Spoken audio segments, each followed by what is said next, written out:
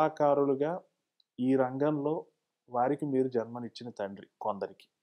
శాస్త్రి గారు కానివ్వండి, చేరి యశోదకు శిశువు ఇతడే, దారుని బ్రహ్మకు తండ్రియునితడే అన్నట్టు ఇటువంటి వాళ్ళందరికీ మీరు సృష్టికర్త బ్రహ్మ. అలాగే మీరు చిన్న పిల్లాడై, ఒడిలో పిల్లాడై నేను కొందరి దగ్గర ఒదిగిపోతాను అని మీరు అన్నారు మహాదేవన్ గారి విషయంలో, దేవులపల్లి కృష్ణశాస్త్రి గారి విషయంలో. ఆ అనుభవం ఎలా ఉంది? ఇప్పుడు వాళ్ళల్లో ఉన్న గొప్ప గొప్ప గొప్ప గొప్ప విశేషం ఏమిటంటే, యువతల వాడి యొక్క ఎయిమ్ ఏమిటి, అతని యొక్క అభిలాష ఏమిటి, ఏమి కోరుకుంటున్నాడు అనేది సహృదయంగా ఆలోచించడం అనేది చాలా తక్కువ మందికి ఉంటుంది. ఎప్పుడు ఇంకో మనిషి చాలా నాకంటే తక్కువే అనే దృష్టితోనే చూస్తుంటారు ఎవరైనా సరే. ఇప్పుడు మీ అసిస్టెంట్ మీ దగ్గరికి వచ్చి చెప్పినప్పుడు మొదట్లోనే వాడికి మీరు న్యూట్రల్గా ఆలోచిస్తారు దాన్ని. వీడి ముందు వీడికి ఏం తెలిసి చెప్తున్నాడు విందాలు లేకపోని వింటే ఏం పోయింది అనుకుంటాను తప్ప, అది అంత సహృదయంతో అంత మంచి జీరో దాంతో అంటే ఏ ఒపీనియన్ లేదు, చాలా బ్లాంక్ హెడ్తో వినం. వీళ్ళందరూ ఏంటంటే ఒక మహాదేవన్ గారు కానీ, ఒక దేవులపల్లి కృష్ణశాస్త్రి కానీ గారు కానీ, సుందరరామూర్తి గారు కానీ, సీతారామ శాస్త్రి గారు కానీ, వీళ్ళందరూ ఏమిటంటే ఇతను చెబుతున్నాడు మనం విందామని బ్లాంక్గా విన్నారు. అది గొప్పతనం. వాళ్ళ విద్వత్తంతా పక్కన పెట్టేసి నేను ఆయన ట్యూన్ చేస్తే నిజానికి ట్యూన్ చేశారు. ట్యూన్ చేస్తే ఈ ట్యూను నచ్చింది నచ్చలేదు అని చెప్పడానికి నేను ఎవరిని? ఇప్పుడు ఒకటే చెప్తుంటాను నేను ఇట్లాంటి విషయాల్లో. ఒక గొప్ప డాక్టర్ దగ్గరికి వెళ్ళినప్పుడు మీకున్న జబ్బు చెప్పారు, రోగం చెప్పారు, ఇట్టా ఉందని ఆయన మందు రాసిచ్చాడు.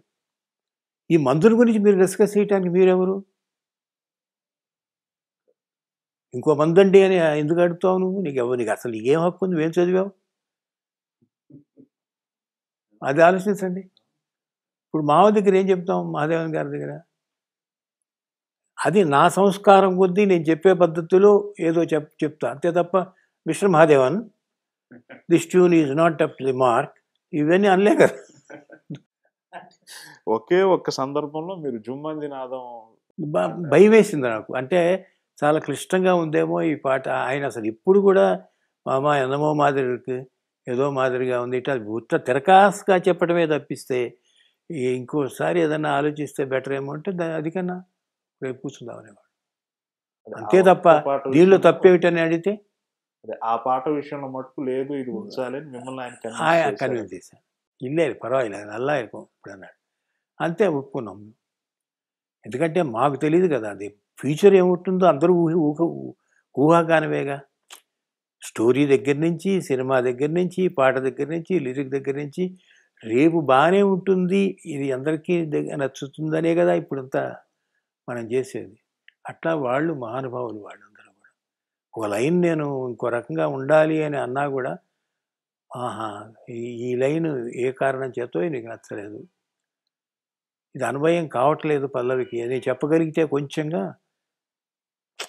ఈ మన రాసిన చరణం పల్లవికి అన్వయం కావట్లేదు, ఇది ప్రథమ కళా సృష్టి అన్నాం కదా, ప్రణితి మరి ప్రథమ కళా సృష్టి ఎట్ట అవుతుంది అది అని అన్నా అనుకోండి, అప్పుడు వాళ్ళు కూడా రీథింక్ చేసి ఆలోచించారు. అలా అందరూ పనిచేసిన ప్రతి టెక్నీషియన్ కూడా వారి వారి యొక్క స్థానాన్ని కాసేపు పక్కన పెట్టి నన్ను సహృదయంతో అర్థం చేసుకొని ఈ చిన్నపిల్లాడు ఇది కావాలని కోరుకుంటున్నాడు వీడు అనుకుని నేను ఒళ్ళోకి ఎత్తుకున్నప్పుడు పాపాయిలాగా తన్నినా మూత్రం పోసిన ఒట్టి మీద ఏమి అన్ని పసిపిల్లాడు చేస్తున్నాడు అనుకుని భరించి వాళ్ళు వర్క్ చేశారు మాతో. అందుకని అంత రిజల్ట్ వచ్చింది.